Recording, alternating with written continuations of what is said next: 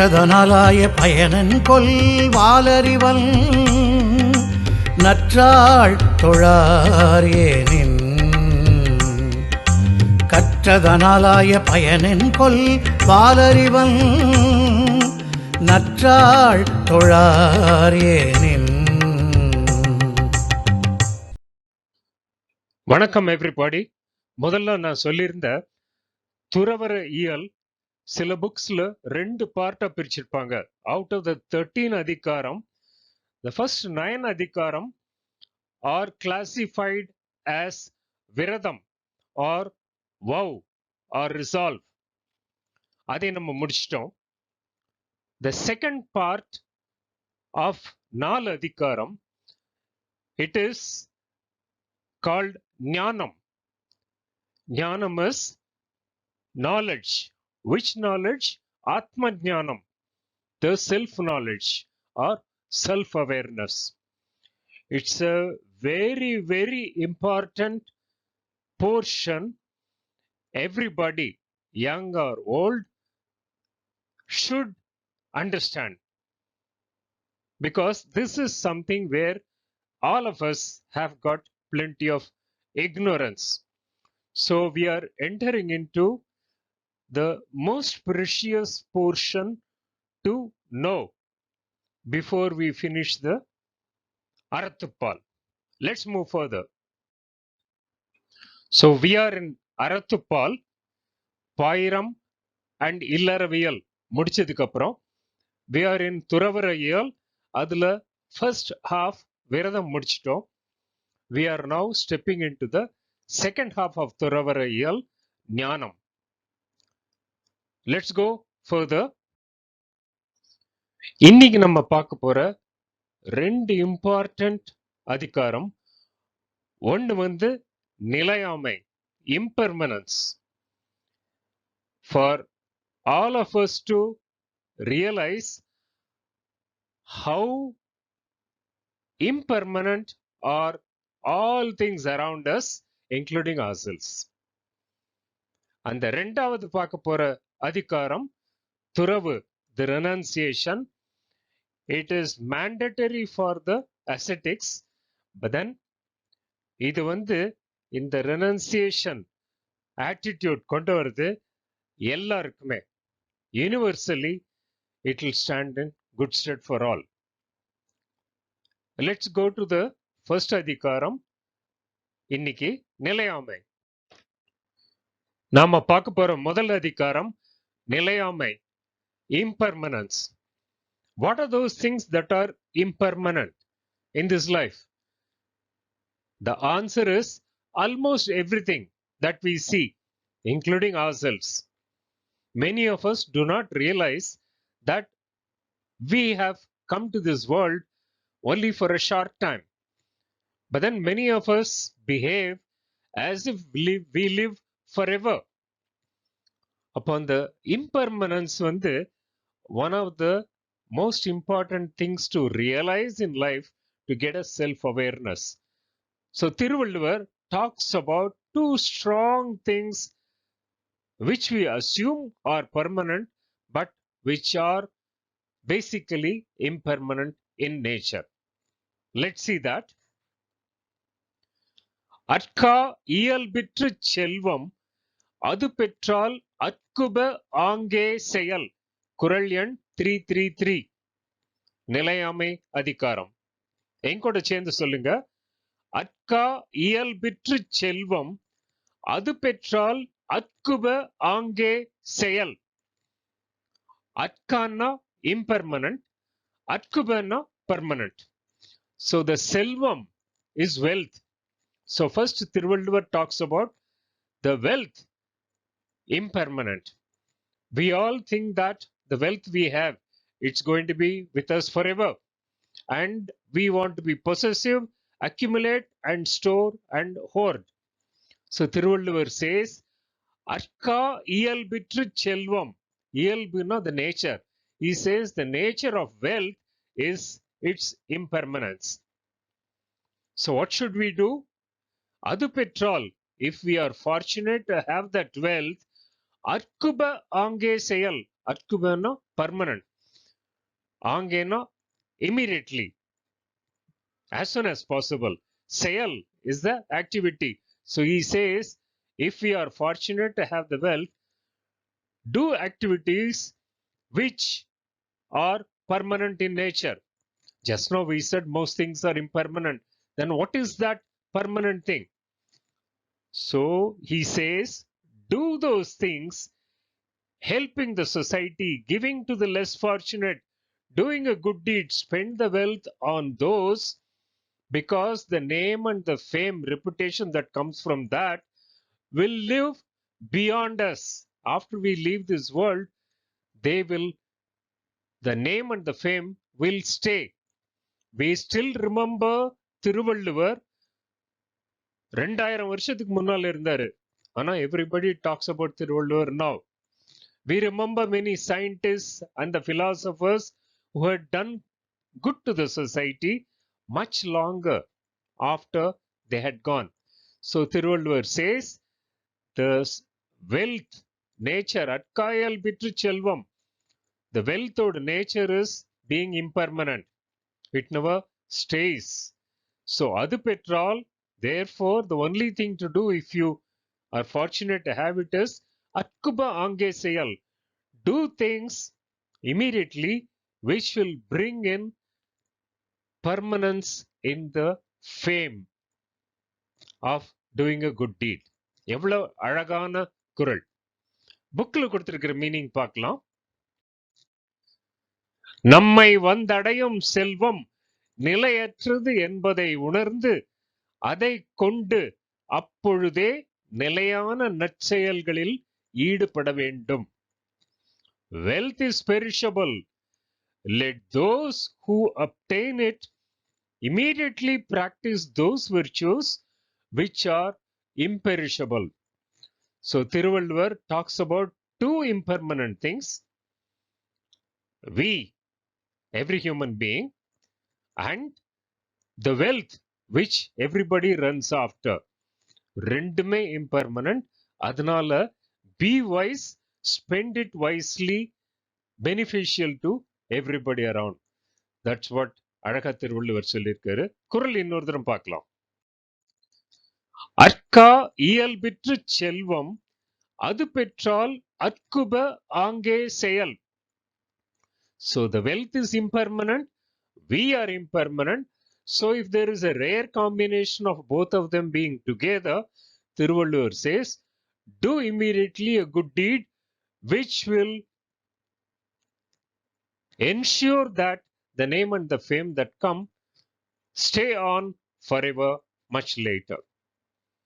அடுத்த குறளுக்கு போலாம். நிலையாமையில நம்ம பார்த்த குறள்ல திருவள்ளுவர் அழகா சொல்லியிருந்தாரு.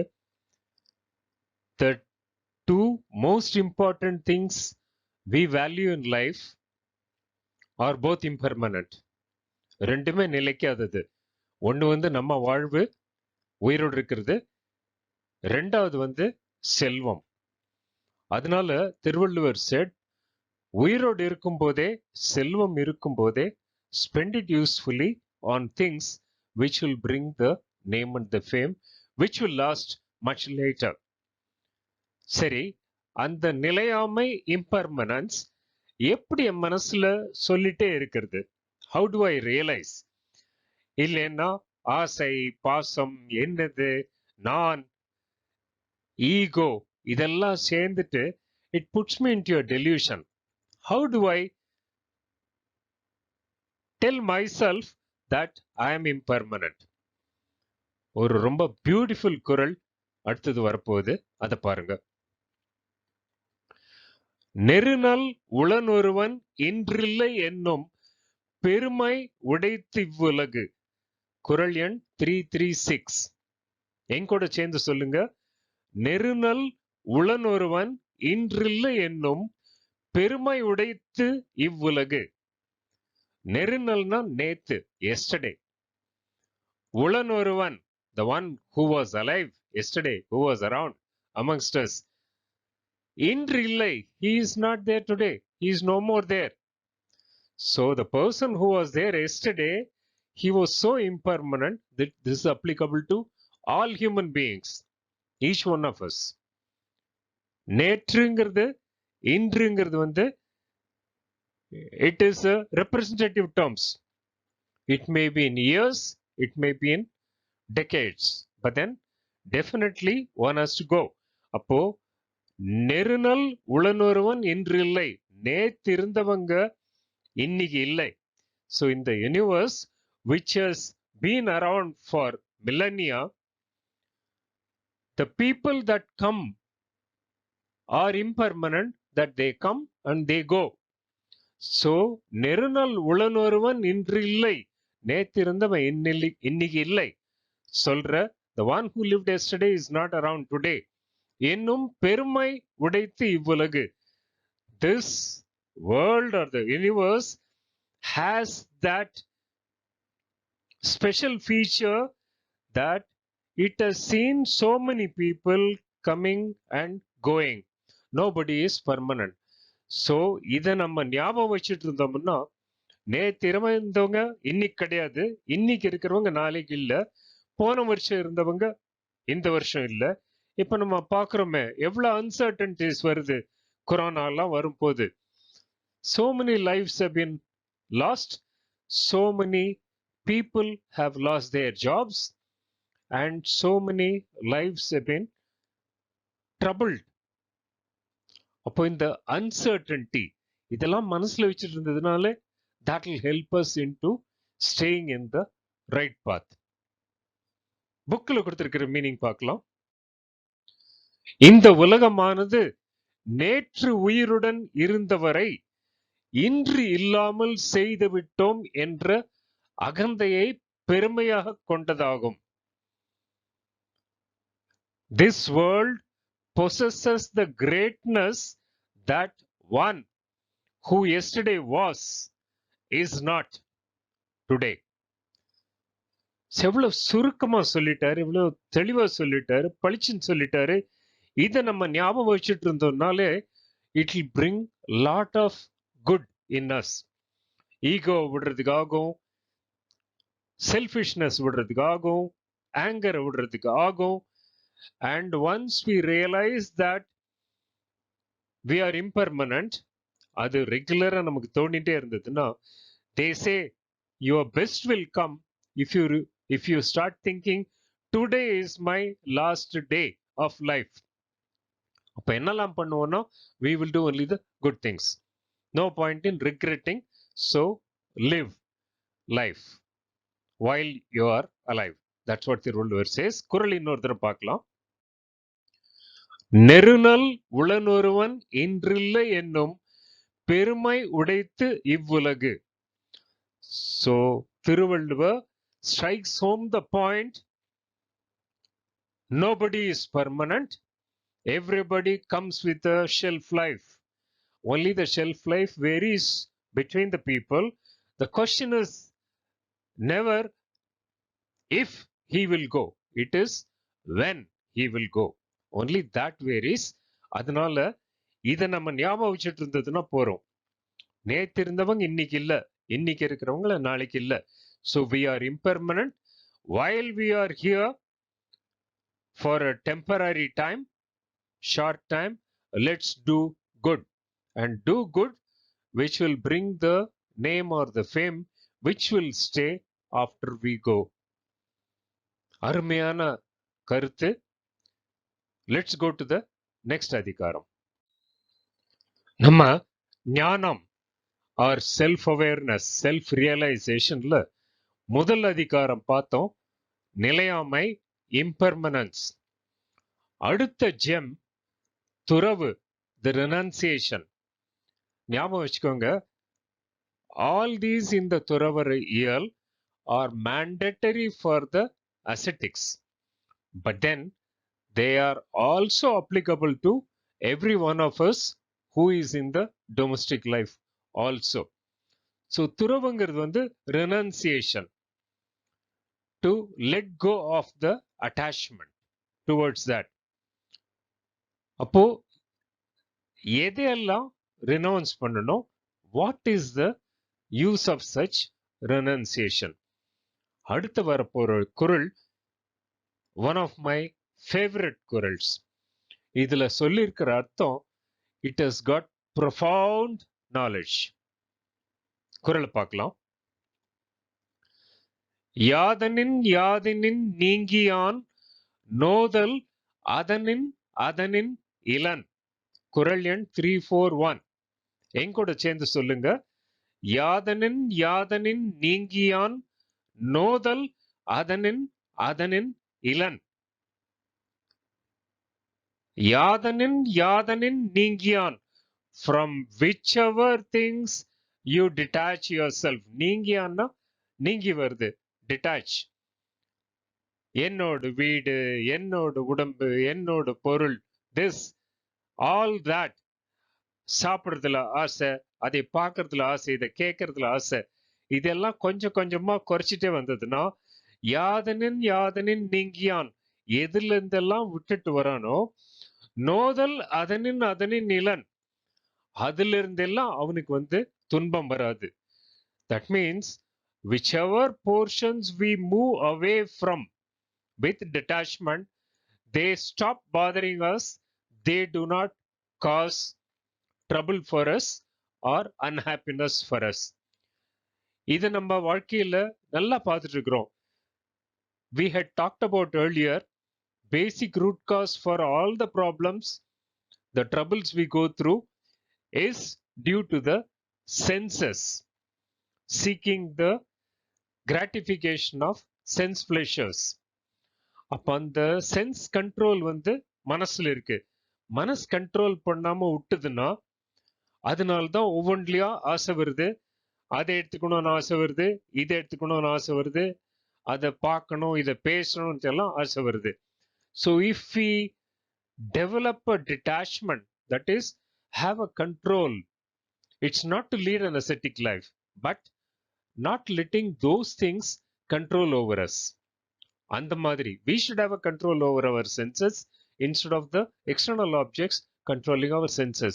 யாதனின் யாதனின் நீங்கியான், அந்த மாதிரி எதுல இருந்தெல்லாம் நம்ம டிட்டாச்மெண்ட் கொண்டு வரோமோ, நோதல் அதனின் அதனின் நிலன், அதனால நமக்கு அந்த all those things stop bothering us. So 7 வார்த்தையில profound wisdom is put in this குறள். புக்ல கொடுத்திருக்கிற மீனிங் பார்க்கலாம். ஒருவன் எந்தெந்த பொருளிலிருந்து பற்று நீங்கியவனாக இருக்கின்றானோ அந்தந்த பொருளால் அவன் துன்பம் அடைவதில்லை. Because attachment towards a thing அது கிடைக்கலன்னா ஃப்ரஸ்ட்ரேஷன் வருது, அதுக்கப்புறம் என்மிட்டி வரும், ஆங்கர் வருது, அண்ட் ஈவில் டீட்ஸ் வருது. அதனால பற்று முதலே பார்த்துருக்கோம். What ever thing a man has renounced, by that thing he will not suffer pain. That means those things stop having an influence on us, over which we have a control and we have learned to detach ourselves. குறளை இன்னொரு தரம் பார்க்கலாம். யாதனின் யாதனின் நீங்கியான் நோதல் அதனின் அதனின் Ilan. So எதுலெல்லாம் நம்ம renounce பண்ணி detach பண்ணி வரோமோ, those things lose their effect in ability to trouble us. So this is one of the ways of moving towards happiness, internal happiness. அடுத்த குறள் பார்க்கலாம். The easiest way to stay away from trouble is to stay away from things which cause the trouble சொல்லி பார்த்தோம். இப்போ there is one more aspect which causes a lot of misery to us in life. Many misunderstandings, many problems arise because of that. That is the ego. அந்த ego வருது ரெண்டு நோஷன்ஸ்னால வருது. ஐ notion, my notion, நான், என்னோடது, இந்த ரெண்டு. அதை தான் திருவள்ளுவர் அடுத்த குறள்ல சொல்றாரு. குறள் பார்க்கலாம். யான் எனது என்னும் செருக்கறுப்பான் வானோர்க்கு உயர்ந்த உலகம் புகும். குறள் எண் 346. எங்கூட சேர்ந்து சொல்லுங்க. யான் எனது என்னும் செருக்கறுப்பான் வானோர்க்கு உயர்ந்த உலகம் புகும். யான்ங்கிறது ஐ, நான், எதை எடுத்தாலும் நான் பண்ண, என்னாலதான் முடியும், நான் உயர்ந்தவன், நான் படிச்சவன், அந்த மாதிரி சொல்றது. ரெண்டாவது எனது, my house, my car, my relatives, and இந்த மாதிரி என்னோட, ஐ அண்ட் மைண்ட். இந்த ரெண்டும் தான் செருக்கு, ego. They lead to the ego. அதை அறுப்பான். The one who learns to chop off that ego by cutting out onto the I and the my notions. வானோர்க்கு உயர்ந்த உலகம் புகும். His reputation will be so high, like it is with the celestial people. So Thiruvalluvar says, யான் எனது என்னும் செருக்கறுப்பான். I and my, இந்த ரெண்டையும் விட்டுட்டா ego போயிடும். ஈகோ போயிடுச்சுன்னா வாழ்க்கை இனிமையாயிடும். அதனால புகழ் ரொம்ப மேல போயிடும் சொல்றாரு. புக்கில் கொடுத்திருக்கிற மீனிங் பார்க்கலாம். யான் எனது என்கின்ற ஆணவத்தை அறவே விலக்கி விட்டவன் வான் புகழையும் மிஞ்சுகின்ற உலக புகழுக்கு உரியவனாவான். He becomes eligible if he sheds his ego. One who does not have ego or possessiveness shall enter the realms above the powers divine. That means his reputation will soar very high. So ego விடுறது தான் முக்கியமான point சொல்றாரு. ஆசையை விடணும், ego விடணும். குறள் இன்னொரு தரம் பார்க்கலாம். யான் எனது என்னும் செருக்கறுப்பான் வானோர்க்கு உயர்ந்த உலகம் புகும். So நான், என்னுடையது, ஐ அண்ட் திங்ஸ் மைண்ட், இந்த ரெண்டு நோஷன் விட்டுருச்சுன்னா ஈகோ குறைஞ்சு போயிடும். அந்த மாதிரி ஈகோவை குறைச்சுட்டவங்களுக்கு their glory will soar very high. So இன்னைக்கு நம்ம ரெண்டு இம்பார்ட்டன்ட் அதிகாரம் பார்த்தோம். முதல் நிலையாமை, இம்பர்மனன்ஸ். செகண்ட் துறவு, ரெனன்சியேஷன். இது ரெண்டும் பார்ட் ஆஃப் த 4 அதிகாரம் இன் ஞானம் ஆர் ஆத்ம ஞானம் or self awareness or self realisation. அடுத்த 2 அதிகாரம் அடுத்த வாரம் பார்ப்போம். Take care everybody. வணக்கம் எவ்ரிபாடி.